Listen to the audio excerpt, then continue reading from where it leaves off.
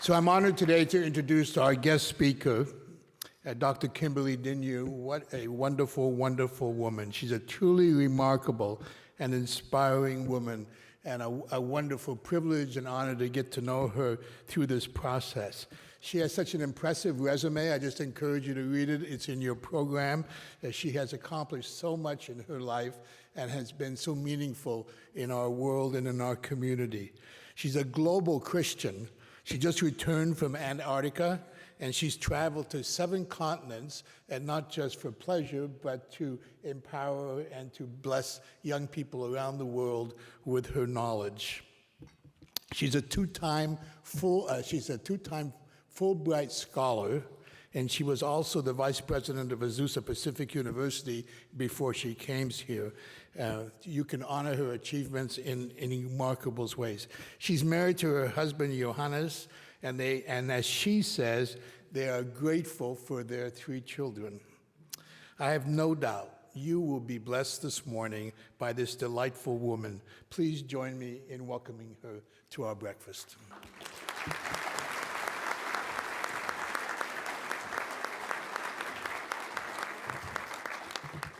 Good morning. I would, if you could, look at your neighbor and say, "You look good this morning."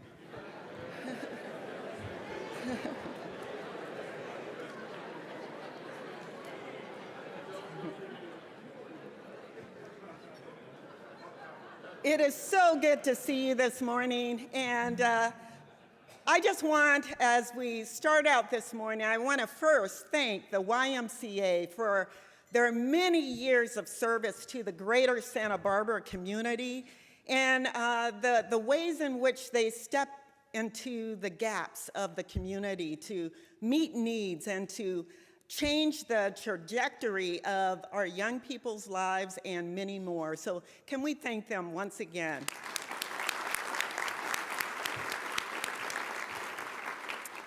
I also want to give a special thanks to the Westmont community, our president, President Beebe, who's here with us this morning, and his lovely wife, Pam, but also my colleagues at Westmont and friends, just so thankful for you.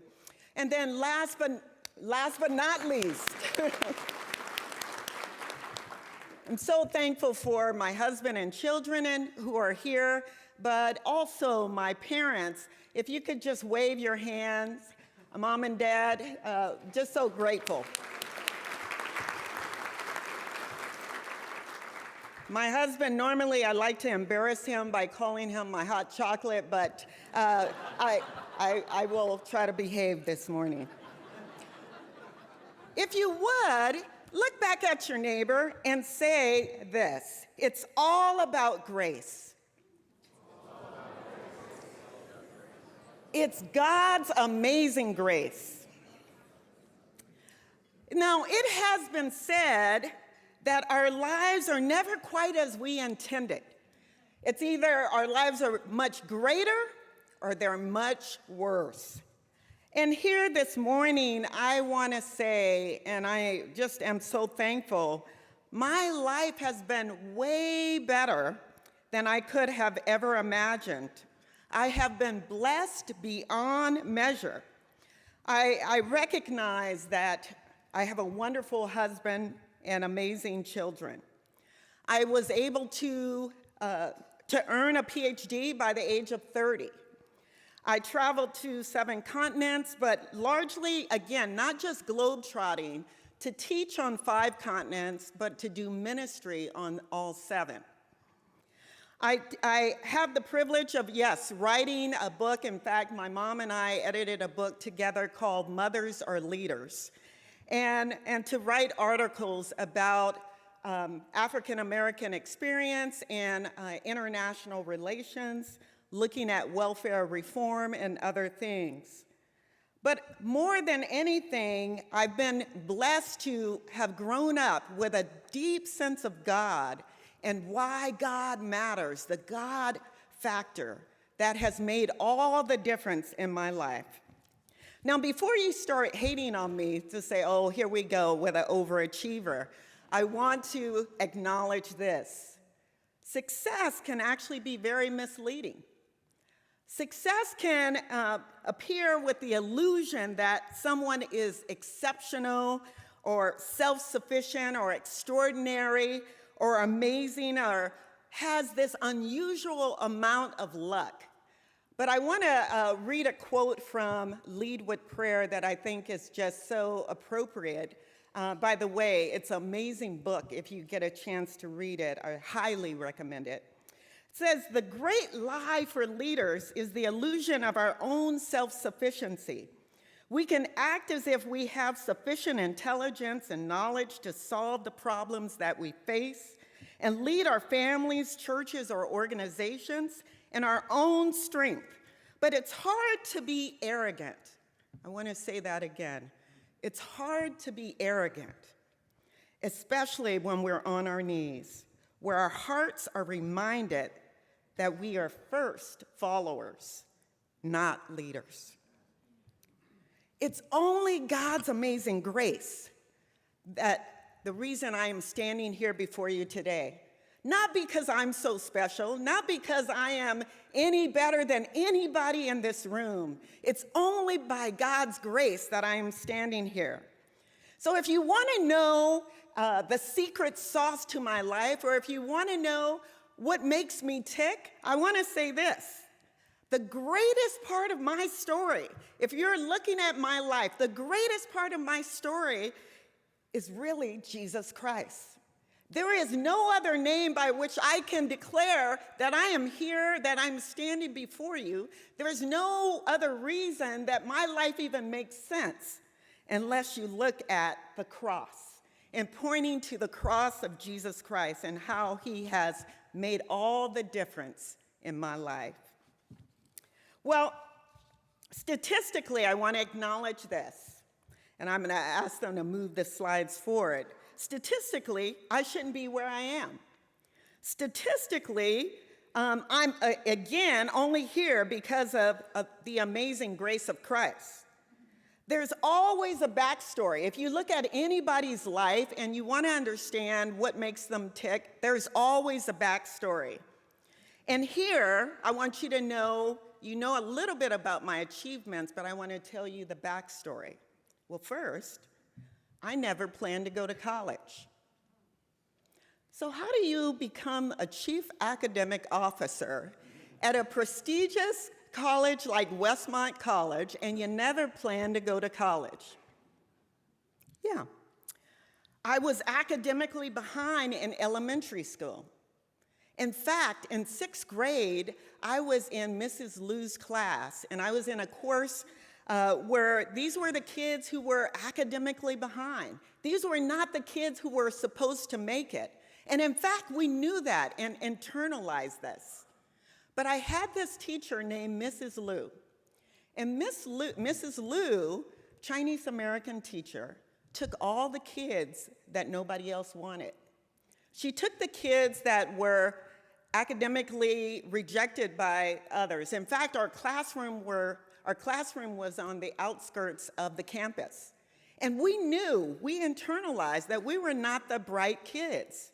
And so on the first day of class, I showed up, and in that class, I'm sitting near her desk, and she had the audacity to actually give us schoolwork.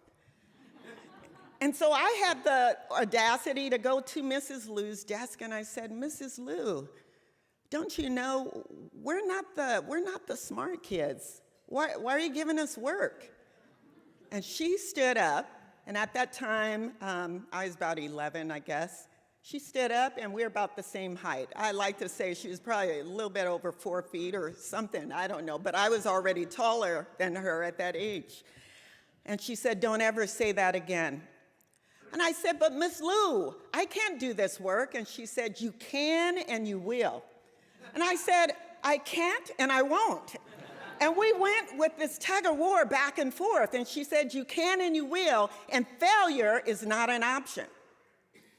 I said, "You don't know me." And this is where a black girl attitude popped in. And I said, "You don't know me." "Look," she said, "you can and you will, because failure is not an option." This teacher began to work with us and help us to come up to speed, and not only up to speed, but to surpass where we should have been. This teacher began to speak into my life, and I don't even know that she was a Christian, but she said to me, she said, "You will do great things, and so you need to start putting in the work now." Well, I think about Mrs. Liu, and years later, after I graduated from college with my first degree, I went back to her class and I said, "Mrs. Liu, I want to thank you for pouring into my life. I want to thank you for prophesying that I would do great things. And this morning, I want to say to you, you are Mrs. Liu. You get to be a Mrs. Liu every day. We all get to speak life into people's circumstances. In broken lives, we can either prophesy good or we can prophesy bad. Many of you have had somebody speak curses over your life and say, you'll never amount to anything, you'll never do anything great. But the power of the tongue to speak life, not death, over somebody's life is a powerful word indeed. Every single day, we get to bring life and light into people's lives. And I wonder if you will be somebody, Mrs. Liu. So, other things that I think you should know, I married later in life.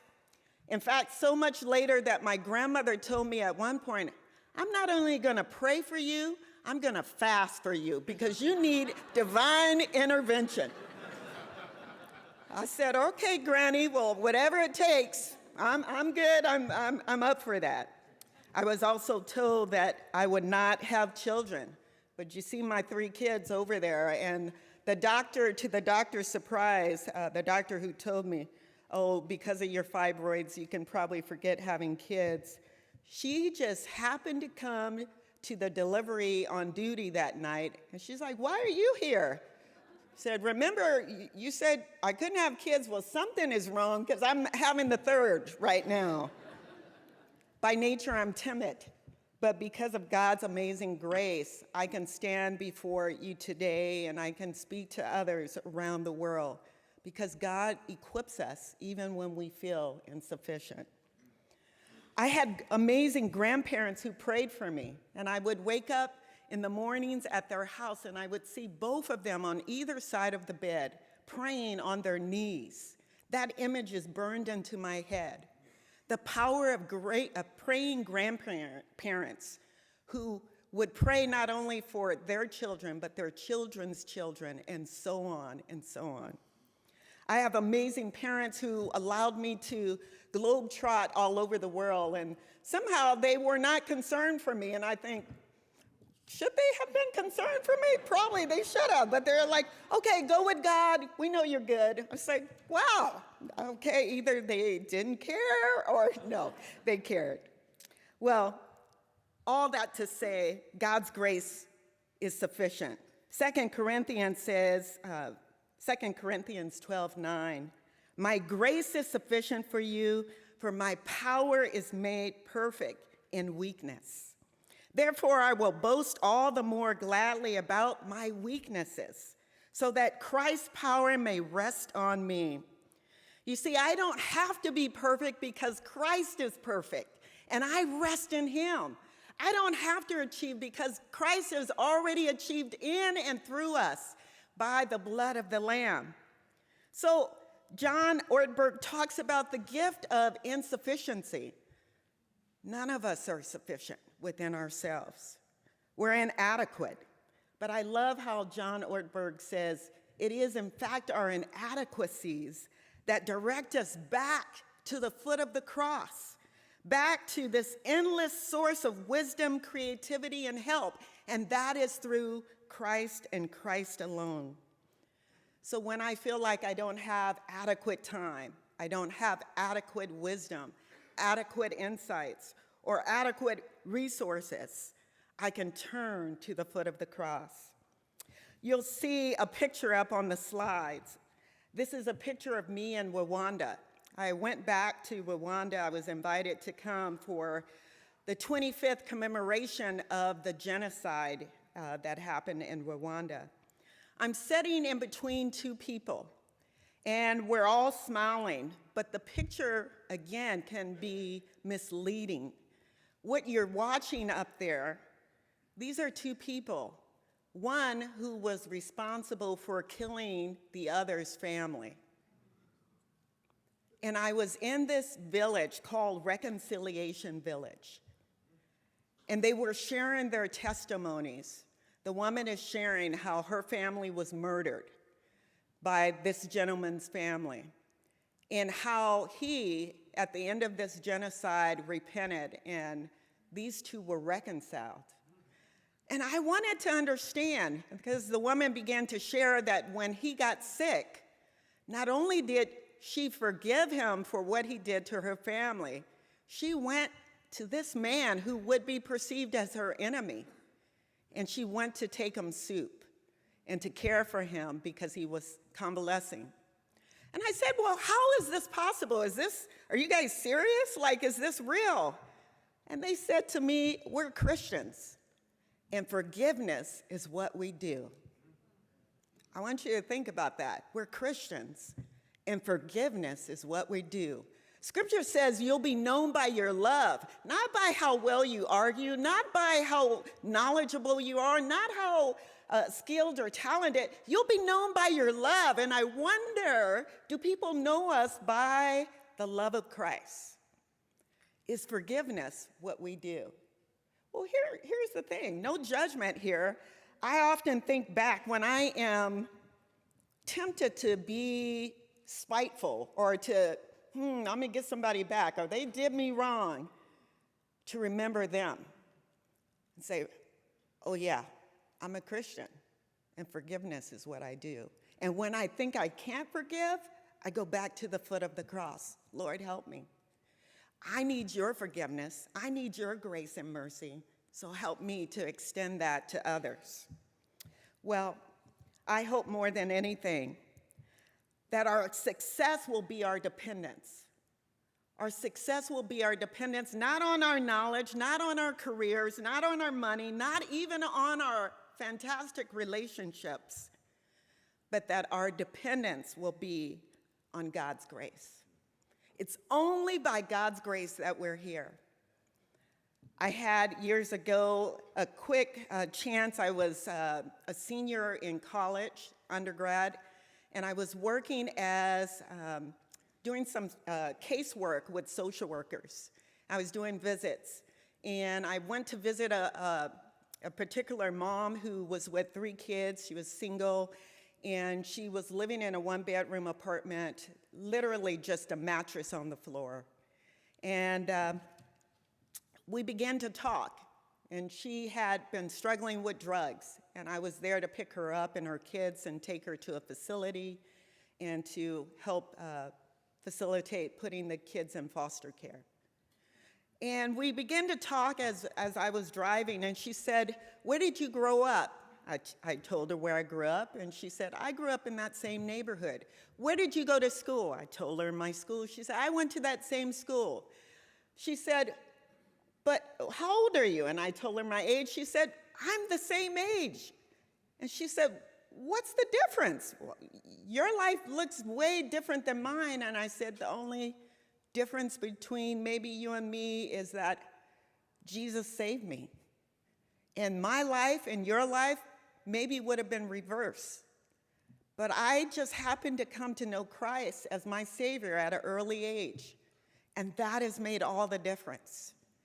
You see, the scripture says the steps of the righteous are ordered by God. I cannot claim any more success or that I'm any better than you. It's only because of the grace of God. So I wonder, would you lean into God's grace?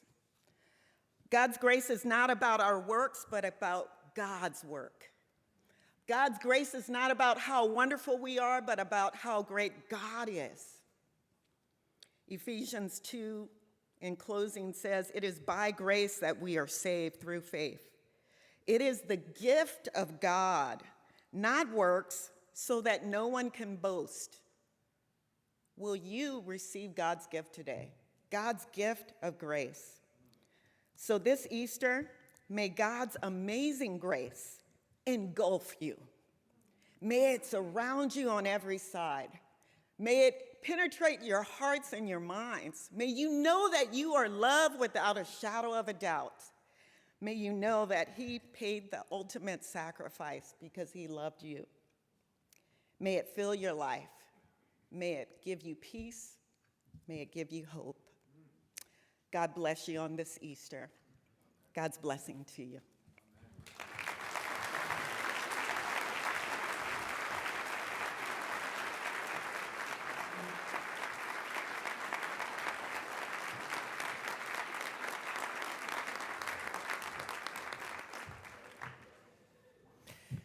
Thank you so much, Kim, for sharing such a moving and powerful testimony. I am reminded of, thinking about your theme of God's amazing grace, I'm reminded of the fourth verse of that hymn.